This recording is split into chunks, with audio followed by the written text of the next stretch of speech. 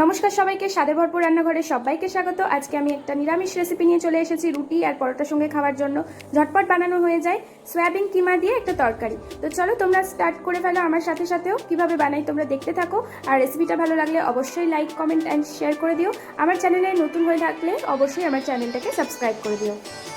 আমি এখানে সয়াবিন নিয়ে নিয়েছি, দেখো ছোট ছোট সয়াবিনগুলো নিয়ে নিয়েছি। নিয়ে এটাকে সুন্দর করে গরম জলে ভিজিয়ে রেখেছিলাম, সফট হয়ে গেছে। এগুলোকে জল ঝরিয়ে আমি এখন রেখে দিয়েছি। এগুলোকে এবার নুন হলুদ মাখিয়ে আমি একটু ভেজে নেব। নুন অ্যাড করে দিচ্ছি স্বাদ মতো, আর অল্প একটু হলুদ দিয়ে কড়াই বসিয়ে দিয়েছি। এর মধ্যে আমি এবার সর্ষের তেল দিয়ে দেবো অল্প।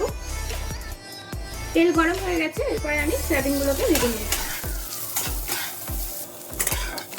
সয়াবিনগুলো এবার ভাজা হয়ে গেছে, এরপরে আমি সয়াবিনগুলোকে তুলে নেব। একটু তেল অ্যাড করছি, তেলটা গরম হয়ে গেছে। ওর মধ্যে আমি একটা তেজপাতা, গোটা গরম মশলা আর অল্প একটু জিরে ফোড়ন দেবো।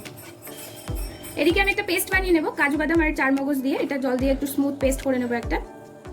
ফোড়নটা আমার সুন্দর করে ভেজে স্মেল বেরোচ্ছে। এর মধ্যে আমি এবার আদা আর কাঁচা লঙ্কা একটু থেতো করে রেখেছিলাম, সেটা দিয়ে দিলাম। এর মধ্যে আমি এবার একটু ক্যাপসিকাম অ্যাড করছি, অল্প একটু দিয়ে নেবো। এই কাজু আর চারমগজের পেস্টটা আমার হয়ে গেছে। এর মধ্যে আমি একটু দই অ্যাড করে দিচ্ছি, দিয়ে আবার এটাকে ভালো করে পেস্ট করে নেব। এর মধ্যে আমি এবার টমেটো কুচি অ্যাড করে দিচ্ছি। একটা মিডিয়াম সাইজের টমেটো আমি কেটে রেখেছিলাম, সেটা অ্যাড করে দিচ্ছি। স্বাদ মতো একটু নুন অ্যাড করে দিচ্ছি। এবার আমি এর মধ্যে গুঁড়ো মশলা অ্যাড করছি, হলুদ গুঁড়ো একটু, লঙ্কা গুঁড়ো একটু, ধনে গুঁড়ো আর জিরে গুঁড়ো দিয়ে আবার ভালো করে মশলাটা কষে নিতে হবে।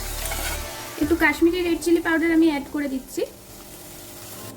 মশলাটা ভালো মতো আমার কষানো হয়ে গেছে, দেখতেই পাচ্ছ সাইড থেকে তেলগুলো বেরিয়ে আসছে। এর মধ্যে আমি এবার যে কাজু বাদাম আর চারমগজ টক দই দিয়ে পেস্টটা বানিয়ে রেখেছিলাম সেটা দিয়ে দেব। যেহেতু নিরামিষ তাই আমি একটু অল্প চিনি অ্যাড করছি, যাতে টেস্টটা খুব সুন্দর ব্যালেন্স হয়ে যায়। মশলাটা আমার সুন্দর করে কষানো হয়ে গেছে। এর মধ্যে আমি এবার মিক্সিং জারটা, যেটাতে আমি মশলাটা পেস্ট করেছিলাম কাজু বাদাম আর চারমগজ, সেই মিক্সিং জারটা দিয়ে জলটা দিয়ে দেবো। মিক্সিং জারের মধ্যে আমি এবার এই ভাজা সয়াবিনগুলো, ঠান্ডা হয়ে গেছে, এগুলোকে দিয়ে একবার একটু ঘুরিয়ে নেব। তাতে কি হবে, এগুলো কিমা হয়ে যাবে, সয়াবিন কিমা। এখানে আমার সয়াবিন কিমা একদম রেডি। এটা আমি এবার এর মধ্যে দিয়ে দেব।